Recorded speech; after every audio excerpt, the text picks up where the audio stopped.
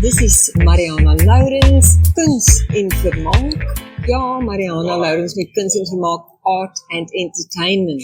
And once again, I am in the little theatre, but this time we're not in the cafeteria, and it's called the Kitchen Cowboy. It's a very, very nice little coffee shop. So do come here for your cup of coffee and some lovely treats to eat at very reasonable prices. And I'm sure Leonard will be very happy with the boost I'm giving his coffee shop. But I am here with my own, very own surrogate grandchild, Sumeet Sarkar. You've just landed almost, Sumeet.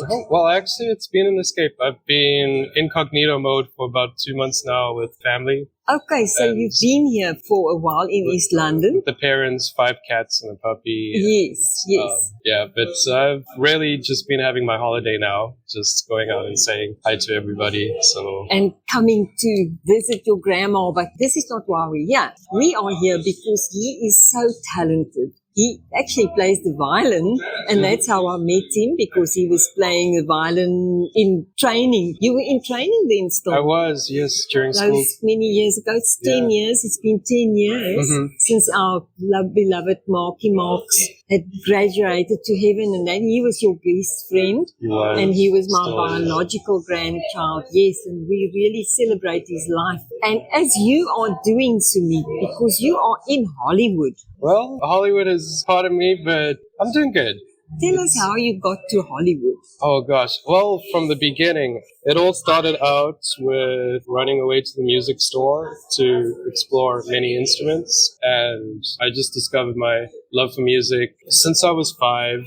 But really, I fell in love with it when I could express myself with life, and it just revolved around me with everything I did, whether it's piano, violin, or other instruments I could experiment with. So I went to the National School of the Arts, and that's where I spent a lot of time with Mark. After that, I studied a bit in Bloemfontein and moved to Boston, where I studied at Berklee College of Music. I remember so well. It was Mark's and I dream school, and we joked about it that one day we'll go there, or Juilliard. And we never took it seriously, but until, what happened, I kicked my foot down, and I'm like, I'll follow my dreams even further for this and go full in. I remember before my audition into Berklee, I did the Blokran's bungee jump as well, which we'll be doing tomorrow. Again? 10 years later. It's been on my mind the whole time. Just to feel free to just enjoy myself in nature as well, and just face everything that's built on till now. So I studied at Berklee. I got into the jazz program, but then got into the film composing program and started getting more involved with writing music, video games and films and TV shows. So it actually started with the video games music that you wrote. It's transitioned into that. I think once I got there, I was exposed to so much technology and access to studios, and realizing that music can develop into more career fields, not just teaching or performing. I had a hand injury as well, tendonitis, and I had to take a little break from playing the violin. So that's when my composition side started to grow with that. So I was walking down the road in Boston in Massachusetts Avenue. We call it Music Avenue. All the jazz clubs are around there. There's a whole lot of pizzerias to eat at where musicians, it's surrounded. We have New England Conservatory and Boston Conservatory and Harvard and MIT are nearby as well. So you're surrounded by all this inspiration. And I was going down the road. The composer George S. Clinton, who wrote for Austin Powers, I saw him on the street with a chopstick in his ear, and he seemed really bedazzled for some reason. He needed some violin players, and he saw me with a violin case and asked me if I'd like to play in the orchestra downstairs. They're doing a recording session. I have never recorded my violin before or been in a studio. I just got to Boston. I came there for jazz. I was done with classical music. I didn't want to read music anymore. I just wanted to be a free spirit, but I knew how to read. So I was hesitant, and he offered me 2 slices of pizza and a donut downstairs. And I was like, you know what? Fine, I'll do it. So I get into the studio, and they give us, all the microphones being set up. They gave us a set of headphones as well. Super professional. Everyone's tuning. There's sound engineers. There's copyists printing out the music and having it edited at the last minute. assistants everywhere, and it's busy. You feel like you're in the middle of Times Square, but as a musician, surrounded by musicians. As soon as you just hear the baton tap on the podium, everyone just keeps quiet and we're ready to record. I'm nervous. I'm confused what's happening because I just said yes to this gig. Turns out we were recording a cue for Tom and Jerry, and there was a projector behind us. So we got told after the session to turn around, and I saw all the music we recorded to sync up to the picture. And I was like, this is how it's done. Because I always wondered, watching cartoons like Looney Tunes or Tom and Jerry, how do they, cat chasing a mouse, runs into a door? How does the drum hit on that beat? How do things build up emotionally? And I saw the depths of it. And I never left the room since. And because I had experience as a recording musician from there, doing more sessions, I learned more composing while playing other people's live compositions. So we played for many students at Berkeley, many sessions with Grammy-winning artists, Esperanza Spalding, Robert Glasper came by. We've had Vijay Prakash, who did J-Ho from Slumdog Millionaire. It was really a whole pool of inspiration. Jacob Collier, who was a good friend of mine as well, we did a concert at MIT where I followed my dream of holding a world orchestra with 200 musicians from different parts of the world. And they all had their stories as well. And we packed everyone onto the stage and it was life-changing. Oh, wow. So, there's been all these gigs and I've been exposed to different styles of music with my violin, from jazz to rock to even hip-hop and more academic music as well, post-romantic. I think what inspired me the most was the poem by Robert Frost, The Road Not Taken. And two roads diverge into a path and, I chose the road that I had no clue where it would take me.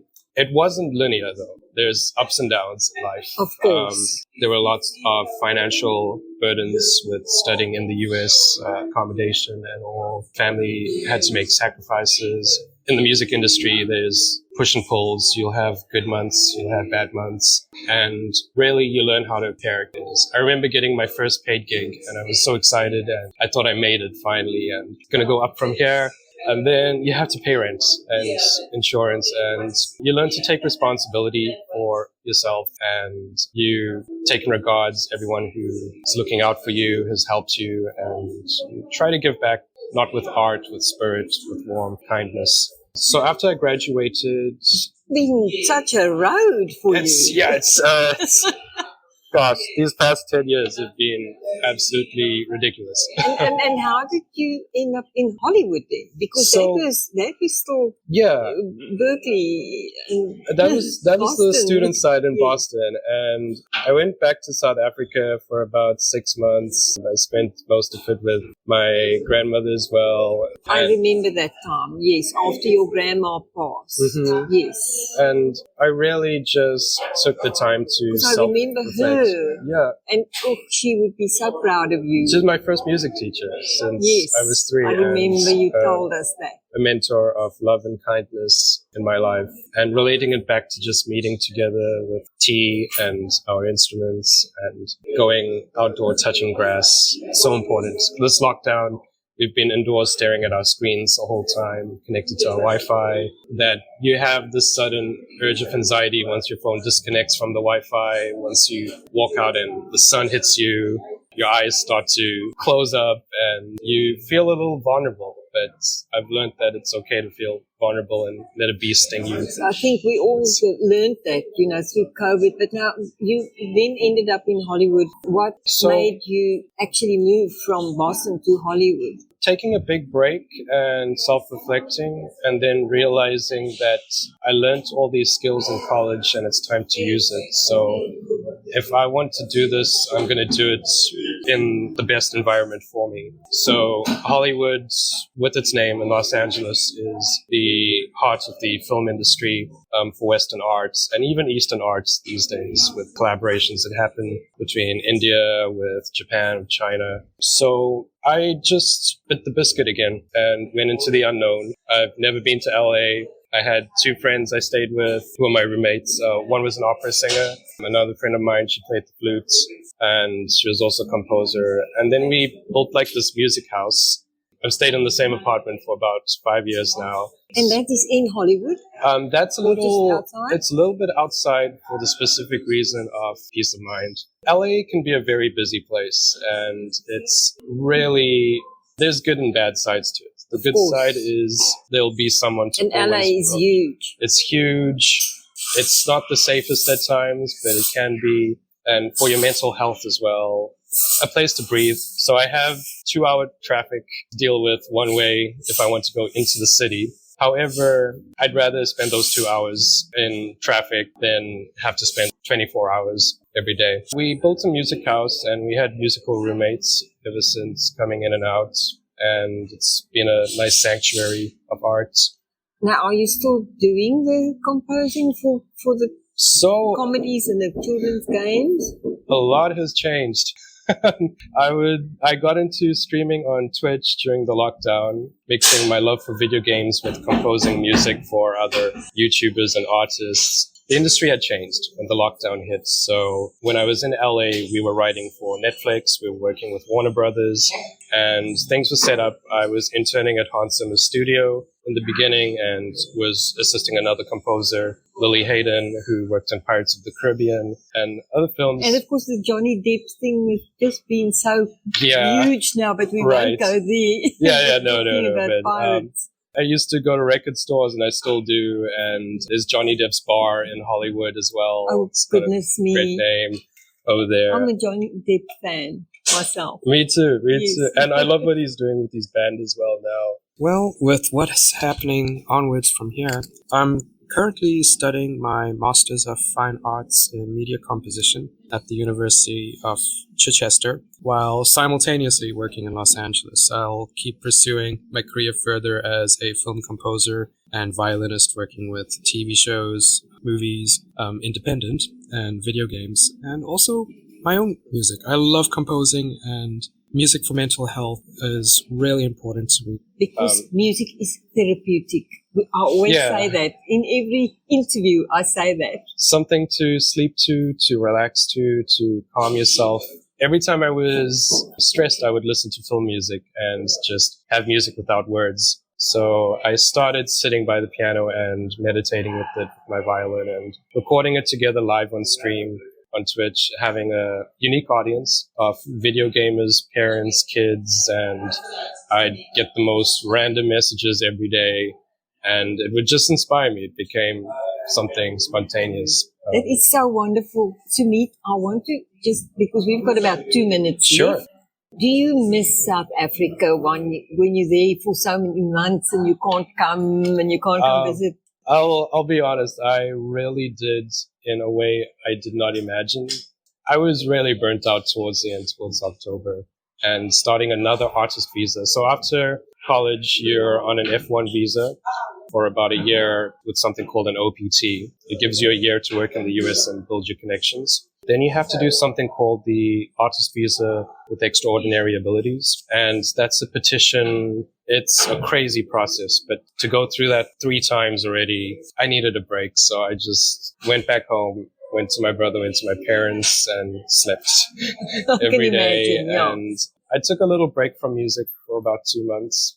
Now I'm back writing again. And 2023, let's just end off with your wishes for everybody for 2023. You do miss South Africa. You've so much. Yeah. I think it's coming. I miss the food. I miss the people. I miss the hikes, the warmth, the weather. I'm sure you don't get the Indian curry there. No, the way my dad cooks it. And your dad is the master chef as far as that is concerned. Let's go out with a wish for 2023 because we're in a new year. Absolutely. I think the show goes on. The show goes on. And we have intermissions in life where we need to go backstage for a bit. But as soon as we come back on, we have that energy. We have that spirit. It's dormant. It never goes away. It's just dormant.